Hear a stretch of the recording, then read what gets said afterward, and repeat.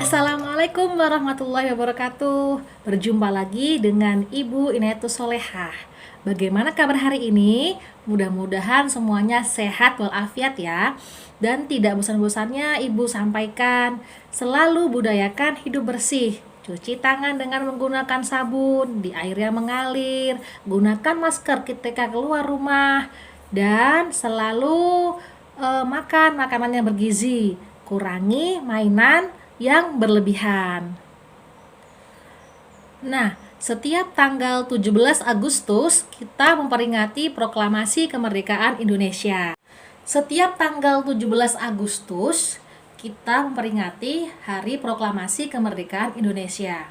Nah, untuk mencapai kemerdekaan Indonesia itu banyak sekali hal-hal yang dilakukan oleh pejuang yang terdahulu. Sebelumnya kita telah membahas tentang persiapan-persiapan yang dilakukan untuk mencapai kemerdekaan Indonesia. Kali ini kita akan belajar tentang hal-hal apa saja yang dilakukan oleh para pahlawan untuk mempertahankan kemerdekaan Indonesia.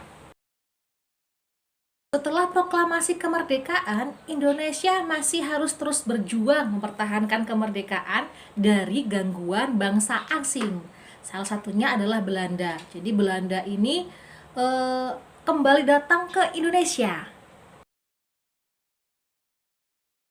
Banyak sekali pertempuran-pertempuran yang terjadi antara Indonesia dengan pasukan Belanda yang dibantu oleh pasukan dari Inggris.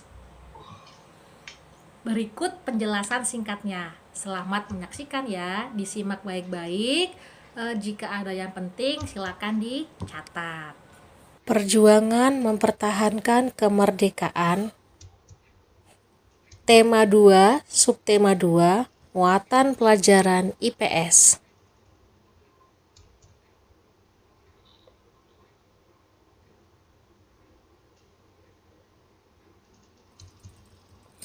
Yang pertama, pertempuran Surabaya melawan pasukan Inggris pada tanggal 10 November tahun 1945. Pada tanggal 31 Agustus, muncul maklumat pemerintah untuk mengibarkan merah putih di seluruh wilayah Indonesia.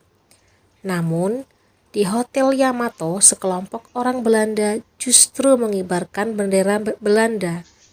Terjadilah insiden penyobekan bendera merah putih biru milik Belanda. Nah, mulai dari sini muncul pergerakan perjuang Indonesia. Bahkan seorang brigadir jenderal Inggris bernama Malaby tewas di tangan pejuang.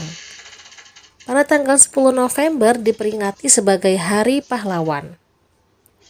Dan pahlawan yang berjasa pada pertempuran Surabaya salah satunya adalah Bung Tomo atau Sutomo.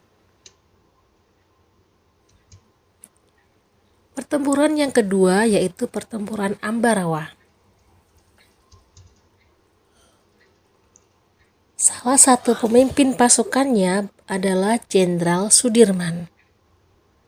Untuk memperingati peristiwa pertempuran Ambarawa, pada tanggal 15 Desember ditetapkan sebagai Hari Infanteri. Selain itu, di Ambarawa juga didirikan sebuah monumen, yaitu Monumen Palagan Ambarawa.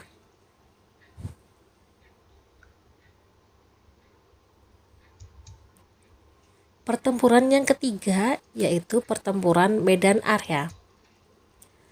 Pertempuran Medan Area terjadi selama 2 tahun lebih, dari 13 Oktober tahun 1945 hingga tahun 1947.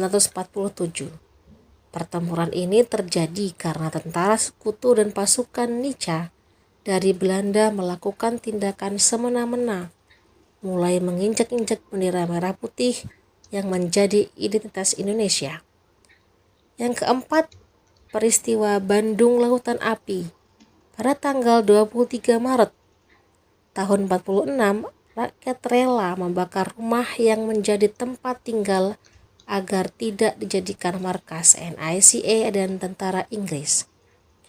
Untuk memperingati peristiwa ini, dibangun monumen di lapangan Tegalega, Bandung.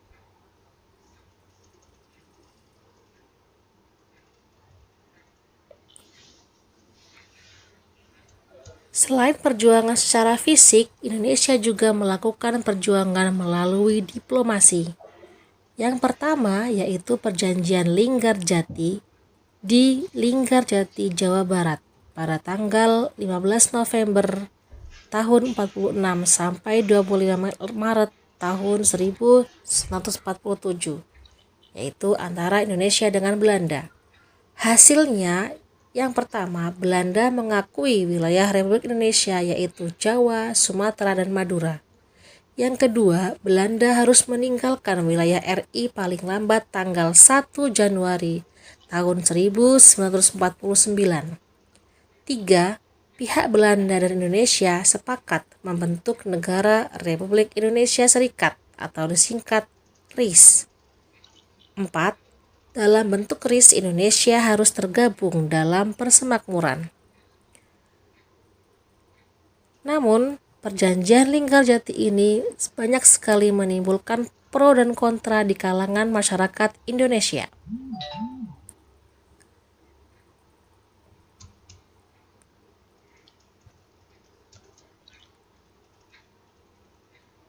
Dan pada tanggal 21 Juli tahun 1947, Belanda menyerang wilayah Indonesia dan merebut sebagian Jawa Barat, Jawa Tengah, dan Jawa Timur. Tindakan ini melanggar Perjanjian Linggarjati, disebut agresi militer Belanda I. Yang kedua, Perjanjian Renville yang terjadi di atas kapal perang Amerika Serikat USS Renville yang berlabuh di Pelabuhan Tanjung Priok, Jakarta. Hasil perjanjiannya, 1. Belanda hanya mengakui Jawa Tengah, Jogja, dan Sumatera sebagai bagian wilayah Republik Indonesia. Yang kedua, disetujui sebuah garis yang memisahkan wilayah Indonesia dan daerah pendudukan Belanda.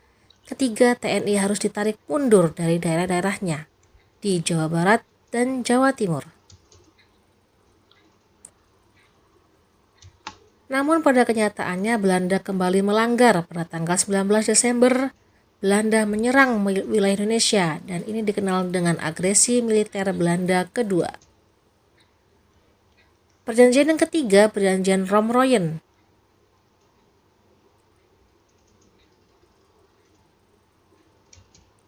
Perjanjian ini diambil dari kedua pemimpin delegasi yaitu Muhammad Rom dan Herman van Royen. Hasil dari pertemuannya adalah 1. Angkatan Bersenjata Indonesia akan menghentikan semua aktivitas gerilya dan Indonesia akan menghadiri KMB, Konferensi Meja Bundar. 2. Pemerintah Republik Indonesia dikembalikan ke Yogyakarta. Dan 3. Angkatan Bersenjata Belanda akan menghentikan semua operasi militer dan membebaskan semua tawanan perang. 4. Konferensi Meja Bundar pada tanggal 23 Agustus sampai 2 November tahun 1949. Hasil dari KMB 1. Belanda mengakui RIS sebagai negara merdeka dan berdaulat. Yang kedua, status Irian Barat diselesaikan dalam waktu setahun sesudah pengakuan kedaulatan. 3. Akan dibentuk Uni Indonesia Belanda.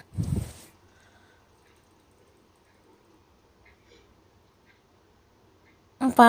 RIS mengembalikan hak milik Belanda dan memberikan hak konsesi dan izin baru untuk perusahaan-perusahaan Belanda. Dan 5. Pengambil alihan utang Hindia Belanda oleh. Demikian sedikit penjelasan tentang usaha mempertahankan kemerdekaan Indonesia, baik itu melalui jalur fisik maupun melalui jalur diplomasi. Nah, silakan dicatat informasi yang penting. Jangan lupa selalu jaga kesehatan. Ibu akhiri. Wassalamualaikum warahmatullahi wabarakatuh.